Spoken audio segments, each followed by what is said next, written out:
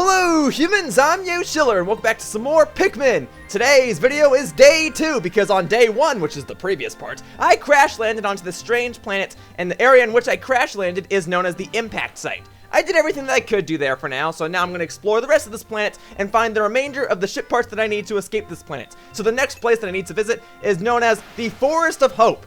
Oh yeah, and in the previous part I met these random red creatures who are helping me collect these pieces of mine, and I have named them Pikmin because they remind me of Pick carrots, or at least that's the game's story, plots, whatever. This next place is the Forest of Hope, a very iconic place in the Pikmin franchise. It reappears in every single Pikmin game in some way or form, if I'm not mistaken, and it is a very calming and relaxing area, so everybody just calm down. Just calm yourself. My dolphin has returned to the surface along with the Pikmin's onion. Being alone on this strange planet makes me somewhat uneasy, so I shall call the Pikmin out of the onion. All I need to do is stand in the light beneath the onion and press A. So simple as that. Every time we land back on the planet and explore any type of area, all I need to do to take Pikmin out of the onion is stand underneath it, press A, and determine how many I want to take out. I can take any amount out. I may as well take all 25 out because, you know, what do I have to lose? And I can get more Pikmin in the process. Now you might see over here that there's this random wall, this white wall. We'll take care of that in a moment. You'll also notice that there are some things beyond the wall. But first things first, we gotta take down the wall. So one thing that I'm doing is I'm pushing down on the D-pad of my Wii Remote. What this will do is it'll cause Pikmin to automatically latch on to something nearby, whether it's picking up an item or taking down an enemy. It'll cause them to all do the same thing in one moment. Now, in the meantime, while they take down that wall, I'm going to pluck some more Pikmin so I can put more Pikmin onto taking down this wall, because the more Pikmin that are against the wall at one time, the quicker it will go down. So you can see that it's slowly going down. As for this stone wall, well, my Pikmin cannot yet take that one down, so we'll have to worry about that a little later, but you can clearly see that there's plenty of stuff over there. There's also a yellow circle here. There's a yellow flower. Well, a yellow flower should be somewhat common, but we haven't seen any of those yet, and I'll go over what that does. Hopefully in this part, hopefully I'll make enough progress to actually be able to explain what that does. It doesn't make sense to explain it now because I can't really show you what's so special about it right now.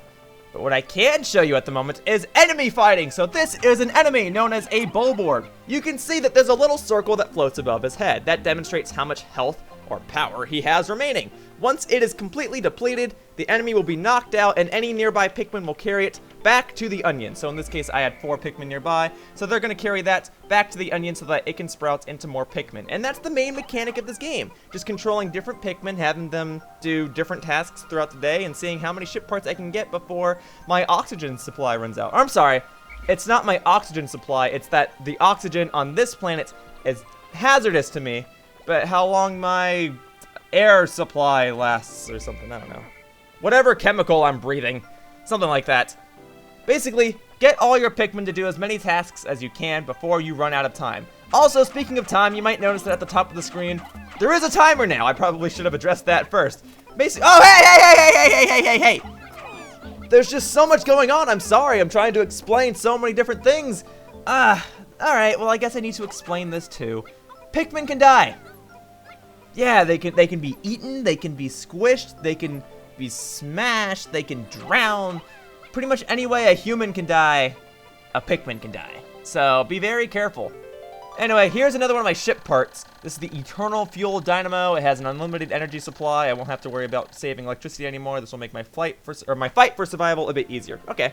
So once I have enough Pikmin available, I'll get them to carry that back to my ship. But for now, I'm having them do other things, so let me explain some other mechanics. Olimar, which is me, I can walk in the water. As you can see that there are little fish enemies here in the water, but Pikmin, at the moment, cannot go in the water. Do not bring your Pikmin into the water. Do not bring your Pikmin into the water. Do not bring your Pikmin into the water. I don't know how much I need to stress that, but Pikmin cannot swim. I can walk through the water just fine, but the second that any of these Pikmin go into the water, they're going to start drowning. So don't do that just yet. So you might be wondering, well, what am I doing? Well, right now, these Pikmin are building a bridge that will be useful sometime in the future. You might have seen that somewhere in the water there was a ship part, so we'll get that eventually. Oh, hang on, you might have also heard a little chime. So I guess I'll just explain that real quickly, since I was trying to explain that earlier, and right now I'm just doing basic activities to increase my Pikmin count. Basically, we have a time limit now. Every day in Pikmin, except for the first day, will have a time limit, and that time limit lasts about 15 minutes. So you can see that at the very top of the screen there are a bunch of dots, and there's one dot with a sun inside of it. Well, that dot with the sun is slowly moving to the right side of the screen, and once it moves all the way to the final dot on the right, the day will be over. Now, this is very important to note because obviously it means anything I need to do, I must do it in 15 minutes or less, and any Pikmin that are not in your possession by the end of the day will be killed. So, you have to be very careful, keep your eye on the time, make sure you know what you're doing. If Pikmin are carrying a ship part back and they're not close enough to the ship by the time the day ends, they will die. So, I don't know what else to say, just make sure you know your time management skills. Oh wow, again with this terrible aiming thing. Okay, some of them are getting on this. So yeah, this is a big Bulborb. These guys hurt. What you want to do is you want to throw Pikmin onto the polka dot part on their back. Oh, my Pikmin are dying! Come on, you! Come on! Everybody, I'm going as quickly as I can while also being somewhat cautious. And I understand that that might sound a little counterintuitive, but I'm trying to do the best that I can! You are eating all of my Pikmin, you need to go! And that's the sad truth of this game. Once the Pikmin have died, they are dead forever!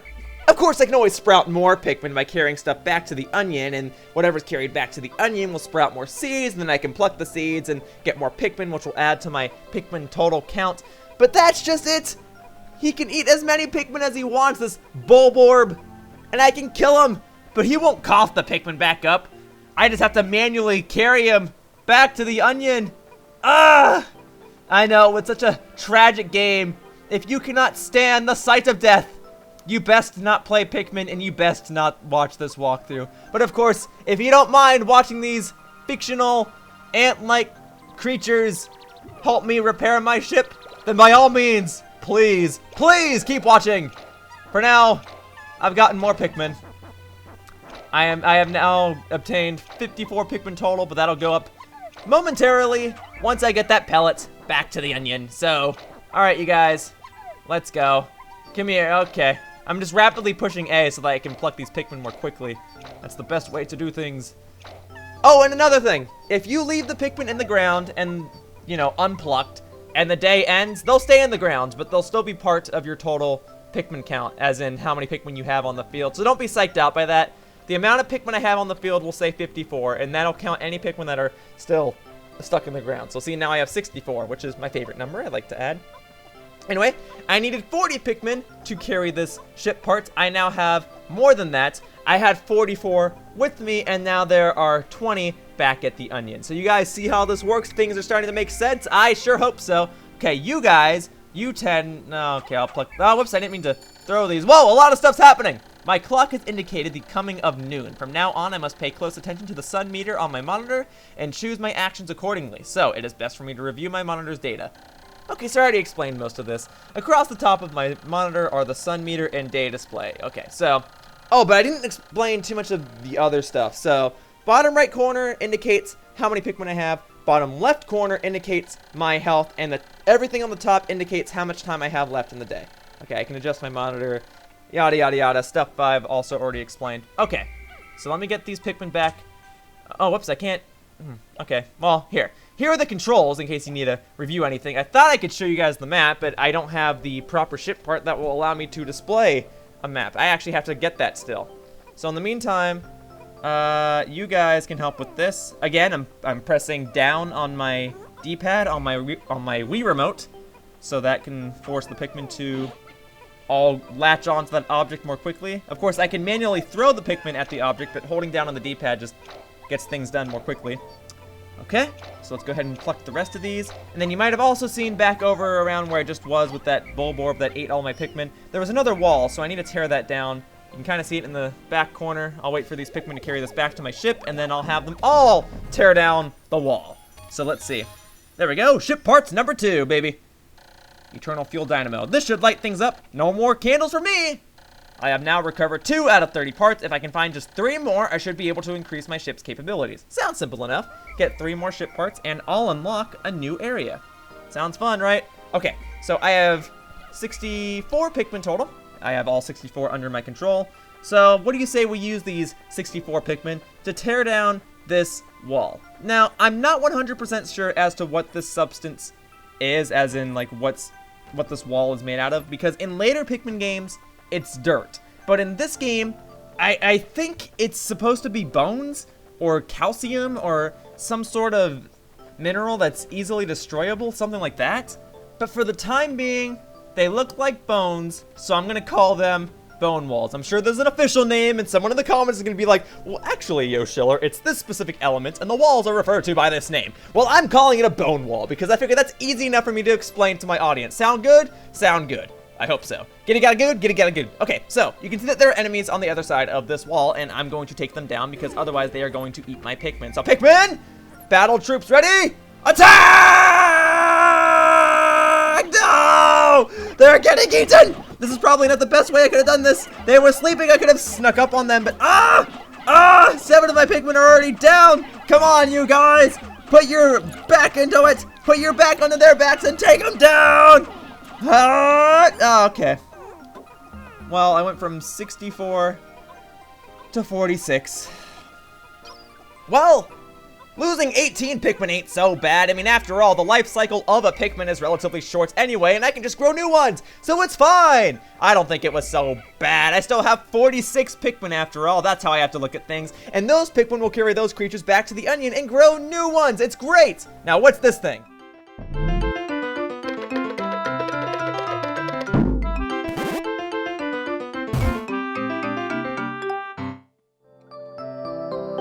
Yeah, this seems a little familiar to yesterday, doesn't it? Except instead of it being red, it's yellow. You guys see what's going on? There are no yellow Pikmin. Well, not yet. There are, I don't know. But once I pluck this one, aha!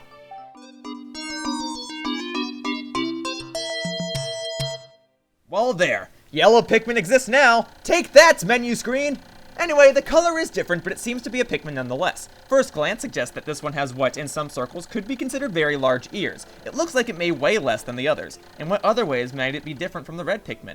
Okay, well, I'll show you how it's different from the red Pikmin. Simply enough, aside from color, they can be thrown higher and further, so notice the arc when I throw the yellow Pikmin.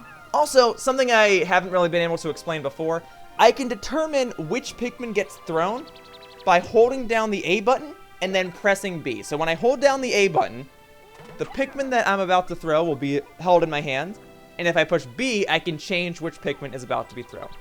So you can also see that the Pikmin is carrying more pellets to its onion. So based on what Pikmin carries what item, it'll be taken to a specific onion, and that color Pikmin will be created. So if items are taken to the yellow onion, yellow Pikmin will be created. If items are taken to the red onion, red Pikmin will be created. Since I have fewer yellow Pikmin than red Pikmin at the moment, I would like to create more yellow ones. Now, there's something else that yellow Pikmin can do that is exclusive to them. Red Pikmin can't do this. If I throw a yellow Pikmin at this odd-looking rock, well, let's see what happens. As you can see, it is carrying this rock. The yellow Pikmin have picked up some peculiar stones. Why did they decide to grab them?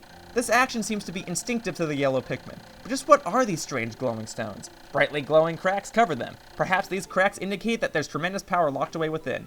So, here's how this works. If I throw some other yellow Pikmin at these rocks, I can have more yellow Pikmin carry more rocks. And so, let me just say up front that this is our solution to taking down all of these stone walls that we've been seeing. So, get these yellow Pikmin to carry these glowing rocks, and then throw the Pikmin carrying the glowing rock at the wall. Make sure you have your distance though. So here we go. You can throw that, and boom! The rock will explode and part of the wall will go down. The glowing rocks the yellow Pikmin picked up seem to be explosive stones. Perhaps they know that these stones can be used as powerful weapons. The bomb rocks are dangerous, so I must take care when using them. Okay, so I've already explained all this. It's fine. You can read that if you want. I must be vigilant. When I throw bomb rock carrying Pikmin and give them orders, they will toss their bomb rocks at nearby walls or obstacles. The explosive power of the bomb rocks is tremendous, so I must keep my distance. Okay, so if Pikmin are nearby the explosion and the explosion hits them, the Pikmin will die. So that's why I said keep your distance. Anyway, so a second bomb rock will cause this wall to fall down even further, and a third bomb rock will cause this wall to fall all the way down. And alas, I have a new pathway opened up. So those are exclusive features of the yellow Pikmin. Yellow Pikmin can take down the walls by carrying bombs. Also, I haven't really explained these pellets. Now I can finally do that now that I have more Pikmin. So let me do that real quickly. So we've been seeing red pellets and yellow pellets, just like I have red Pikmin and yellow Pikmin. Now, any type of Pikmin can carry any type of pellet. Here's the thing though. If a red Pikmin carries a yellow pellet, or if a yellow Pikmin carries a red pellet, you won't really get a special bonus. You want to have the color Pikmin carry the color pellet that matches its color. So you want to have yellow Pikmin carry yellow pellets, you want to have red Pikmin carry red pellets. The reason for this, oh, I'm screwing things up, I'm sorry. The reason for this is because you'll get an extra Pikmin if the color matches. So if a yellow Pikmin carries a yellow pellet back to the onion, you'll get 2 Pikmin instead of just 1. But if a red Pikmin carries a yellow pellet back to its onion, you'll only get 1 Pikmin. So basically, just have whatever Pikmin you have carry the color pellet that matches its color. I hope I explained that properly. I'm sorry. I'm trying to focus on this while trying to provide a thorough explanation. Let's tear down some more stone walls. The day is almost over, so let's see what else I can do to set things up for tomorrow. So, there you go, you can carry that. There are all sorts of bomb rocks here, and rest assured, these bomb rocks actually will come back tomorrow, so don't worry. The bomb rocks are finite on one day, but if you come back the next day, they'll all be there again. Anyway, my clock is indicating the approach of sunset. Pikmin waiting beneath the dolphin and onions will probably enter the onions on their own, but if I don't call the stragglers and add them back to my group, they may not be able to get back. I am sure that the Pikmin still planted are safe, but I am somewhat concerned about leaving Pikmin to fend for themselves in the darkness. So that's kind of what I explained earlier. When nighttime comes, if the Pikmin that are in your possession are not under your control or near one of these onions, they will die. If they're stuck in the ground, you know, they're still seeds, that's fine, they'll still be seeds by the time you come back. But if I have a random Pikmin that I threw off into the distance somewhere, and I don't go back and get him, he will die. So let's see if I can save all of my Pikmin before the day is over. So I have 39 in my possession. That hopefully should mean that 41 Pikmin are back near the other onions. Okay, I've got 10 seconds. It's a little more than 10 seconds because these seconds are kind of slow, but whatever.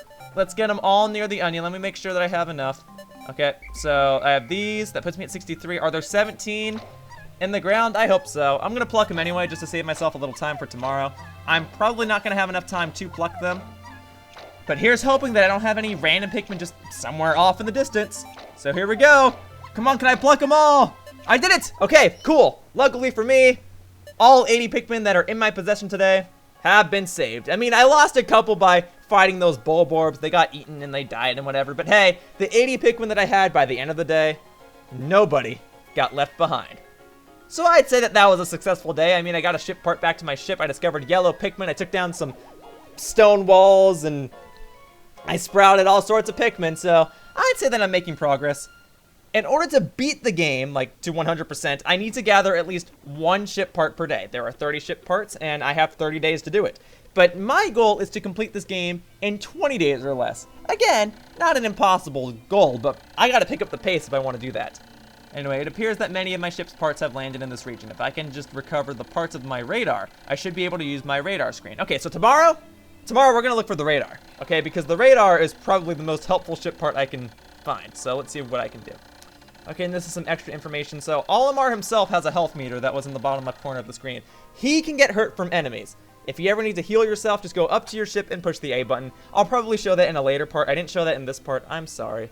Anyway, you can see the charts. You can see that I lost some red Pikmin. I discovered yellow Pikmin, and then I grew plenty of other Pikmin. So by the end of the day, I sprouted more Pikmin than I got killed. So I'd say that that was a successful day. I'm sure things could have gotten better, but alas, I'm making progress. So guys, that wraps up today's parts of Pikmin, and I'd like to thank you all for watching. See you all next time in the next part, on day 3, when I re-enter the Forest of Hope and hopefully find this radar piece using my newly discovered yellow Pikmin in combination with the red Pikmin that I found on day 1. Hopefully I'll continue making progress is my point. See you all next time. Bye-bye, humans.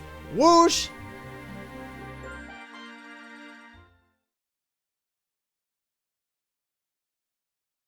Hey guys, thank you so much for watching my video. If you enjoyed the video, then please consider checking out one of my other videos. On the screen right now, there are various videos and annotations. If you click on one, you'll be redirected to one of my other videos. I post new content every single day, so there's bound to be something that'll catch your interest. And hey, if you want to continue supporting me, then please subscribe to my channel so that you can stay up to date with all of my latest videos and announcements. It's free, and it really helps me out. Also, I have a Twitter account. I usually post announcements there, so if you want to know what my upcoming plans are, then I strongly advise that you check that out as well.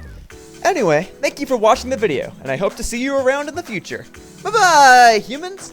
Whoosh!